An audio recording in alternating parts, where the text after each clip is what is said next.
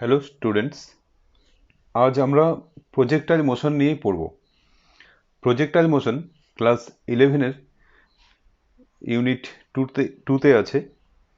Projectile motion খুব common ঘটনা বা কমন জিনিস, আমাদের আশেপাশে প্রচুর আছে। প্রজেক্টাইল মোশনের বাংলা হচ্ছে প্রাস। প্রজেক্টাইল মোশনকে আমরা প্রাস নামে জানি, আর মোশন মানে গতি, প্রাসের গতিও বলা যেতে পারে। প্রজেক্টাইল মোশনের উদাহরণ হচ্ছে একটি ঢিলকে ছুড়ে দেওয়া হলো। ঢিলটা যে পথে যাবে, যে রুটে যাবে, যে রাস্তায় যাবে, তার গতিটা হচ্ছে প্রজেক্টাইল মোশন বা প্রাসের গতি, আর ওই ঢিলটাকে বলা হয় প্রাস। ক্রিকেট মাঠে ক্রিকেট খেলা চলাকালীন কোনো বল যখন একদম বাউন্ডারি লাইনে চলে যায়, বাউন্ডারি লাইন থেকে কোনো ফিল্ডার বলটাকে উইকেটে ছুড়ে দিলে উইকেট কিপারের কাছে বলের যে গতিটা, সেটা হচ্ছে প্রজেক্টাইল মোশন। এটা কিছু উদাহরণ: কোনো ঢিল হতে পারে, ক্রিকেট বল হতে পারে, এগুলো সবই হচ্ছে প্রজেক্টাইলের উদাহরণ বা প্রাসের উদাহরণ। আর প্রাসের গতি, প্রাসটা যে পথে যাবে সেটাকে বলা হয়েছে প্রাসের গতি। এবার একটা ডেফিনেশন যদি চায়, তাহলে ডেফিনেশন কিভাবে দিতে হবে? খুব সহজ। বলতে হবে যে অনুভূমিকের সঙ্গে বা হরাইজন্টালের রেসপেক্টে যদি কোনো একটা পার্টিকুলার অ্যাঙ্গেল বা কোনো একটা কোণ করে যদি কোনো ঢিলকে ছুড়ে দেওয়া হয়, তাহলে তার গতিকে বলা হয়েছে প্রাসের গতি। অনুভূমিকের সঙ্গে একটা পার্টিকুলার কোণ থাকবে, অনুভূমিকের সঙ্গে একটি নির্দিষ্ট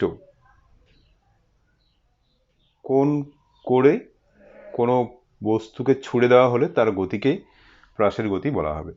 এবার এই কোণ যা খুশি হতে পারে, মেবি 10 ডিগ্রি, 15 ডিগ্রি, 90 ডিগ্রি হলে কি হবে? একদম পারপেন্ডিকুলার, উল্লম্ব পথে উপরে উঠবে আবার নিচে নামবে, এটাকেও প্রাসের গতি বলা যেতে পারে। আবার কোনো একটা উঁচু বাড়ি, ধরা যাক বহুতল কোনো বাড়ি, 10তলা বাড়ি আছে বা 15তলা বাড়ি আছে, সেই উঁচু ছাদের থেকে একটি পাথরকে যদি অনুভূমিকভাবে বা হরাইজন্টালি যদি ছুড়ে দেওয়া হয়, তার গতিটা কি হবে? তার গতিটা এরকমভাবে গিয়ে মাটিতে পড়বে, এর যে গতিটা, এটাও প্রাসের গতি। কিংবা মনে করো যে পাথরটাকে ছুড়ে দেওয়া হলো, যার কথা হলো অনুভূমিকের সঙ্গে ছুড়ে দেওয়া হলো, এরকমভাবে অনুভূমিক এর সঙ্গে যদি একটা, এটা হচ্ছে উল্লম্ব ভার্টিক্যাল, আর এটা হচ্ছে হরাইজন্টাল অনুভূমিক, অনুভূমিকের সঙ্গে একটা কোণ করে একটা বস্তু বা পাথরকে যদি ছুড়ে দেওয়া হয়, তার গতিটা হবে এরকম। এই যে গতিটা, এটাকে প্রাসের গতি বলা হয়।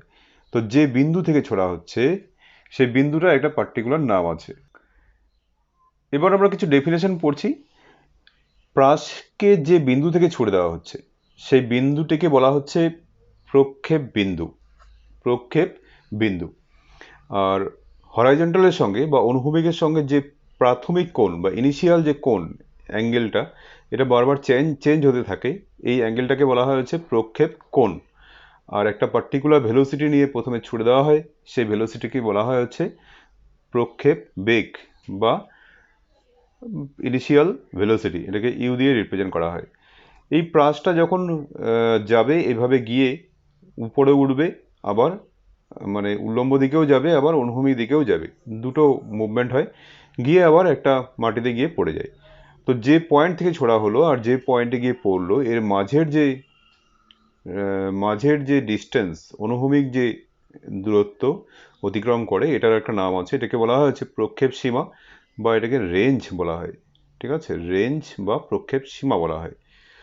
ইউ বা প্রাথমিক যে বেগ বা ইনিশিয়াল যে ভেলোসিটি, এটাকে দুটো হরাইজন্টাল অ্যান্ড ভার্টিক্যাল, দুটো লম্ব উপাংশে বিভাজন করা যায় বা ভাগ করা যায়।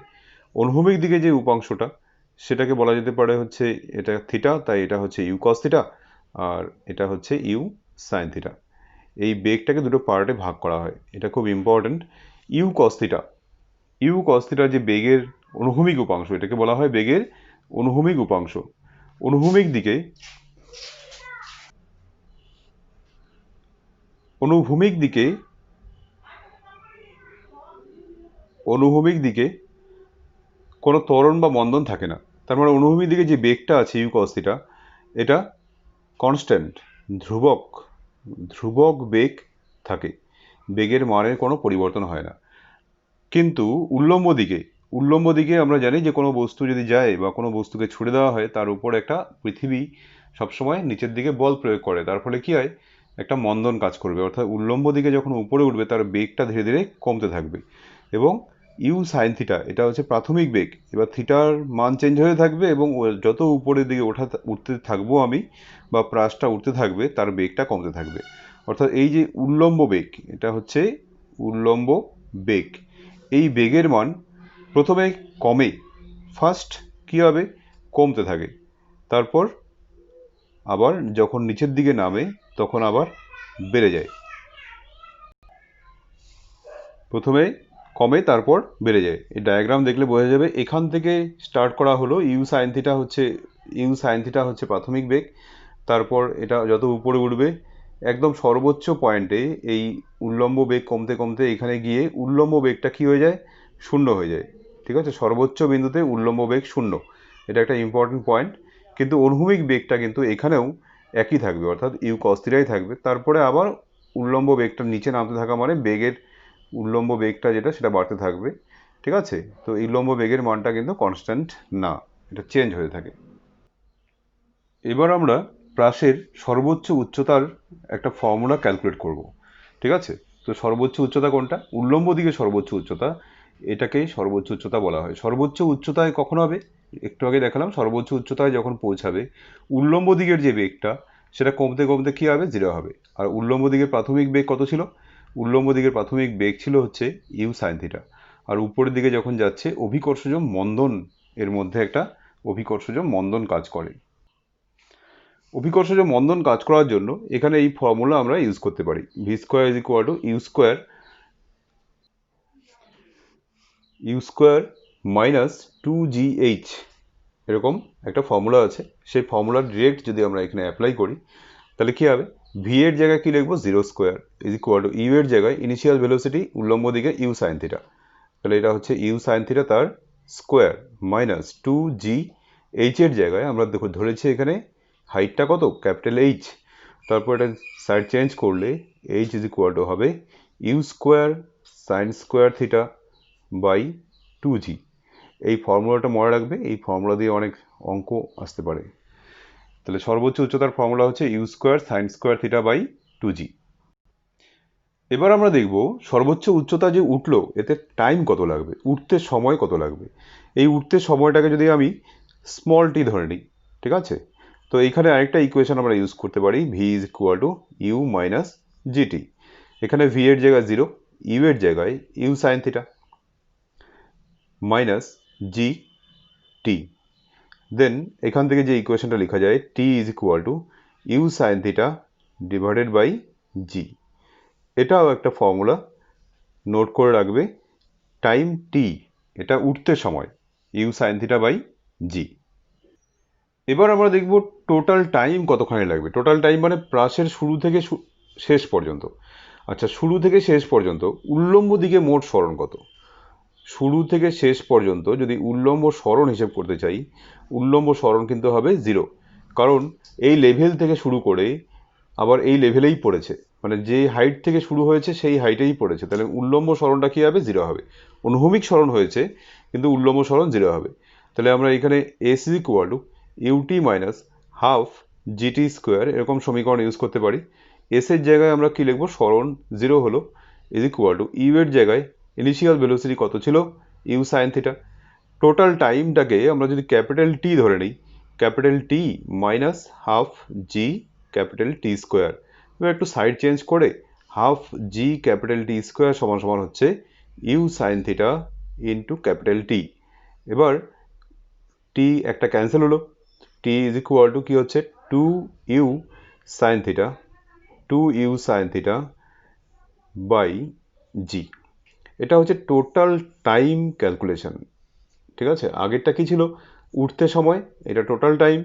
তাহলে কি হবে, নামতে কত সময় লাগবে। ঠিক আছে, এটা যদি হিসাব করতে চাই নামতে কত সময় লাগবে, তাহলে কি হবে, টোটাল টাইম থেকে নামতে সময়টা বিয়োগ করলেই কি,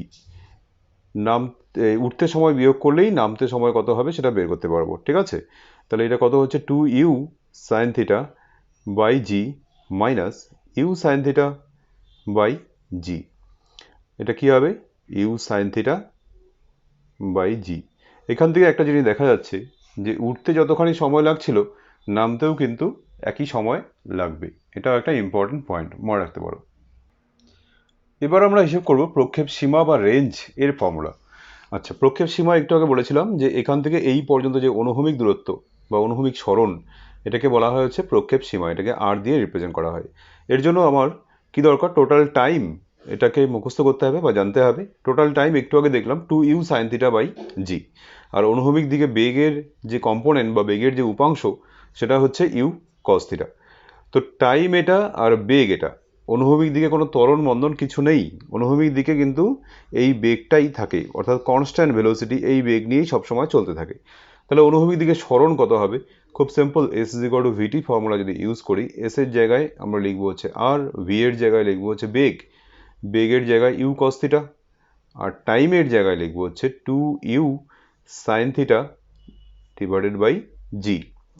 তাহলে কি হলো? ইউ আর ইউ মিলে হচ্ছে you square, 2 sine theta cos theta, 2 sine theta cos theta মানে হচ্ছে sine 2 theta divided by G. তাহলে আমরা প্রাসের যে রেঞ্জ বা প্রক্ষেপ সীমা তার ফর্মুলা পেয়ে গেলাম।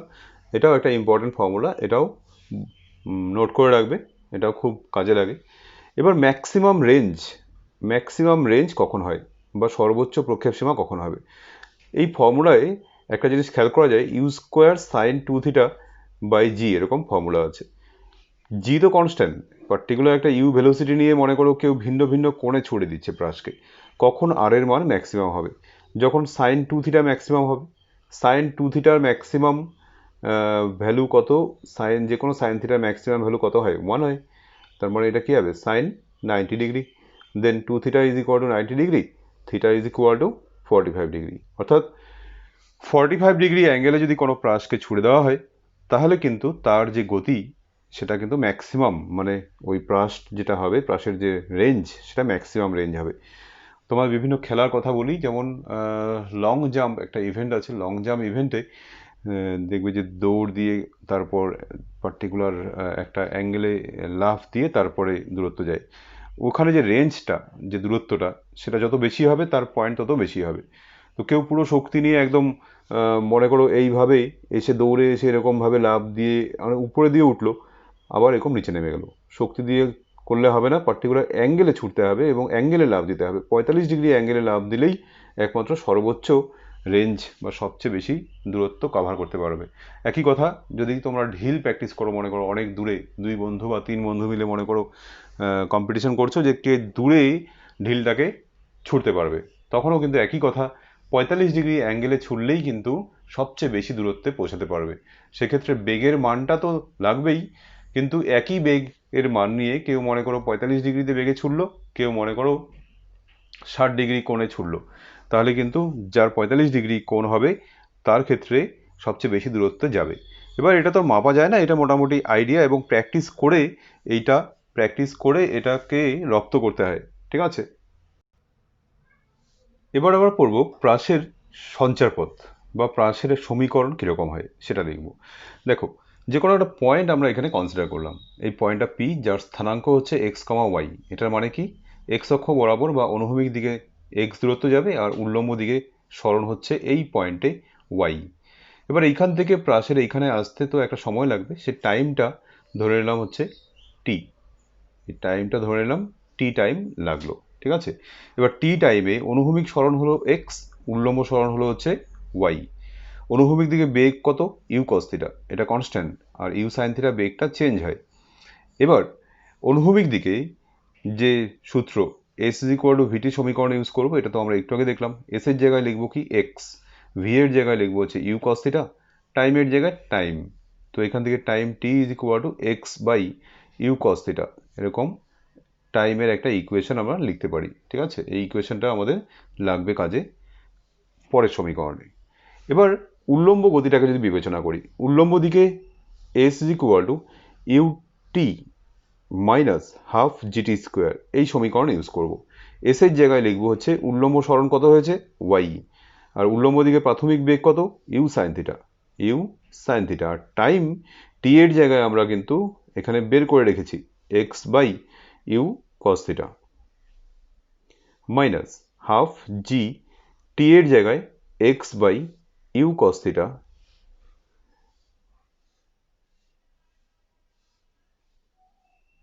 তার স্কোয়ার।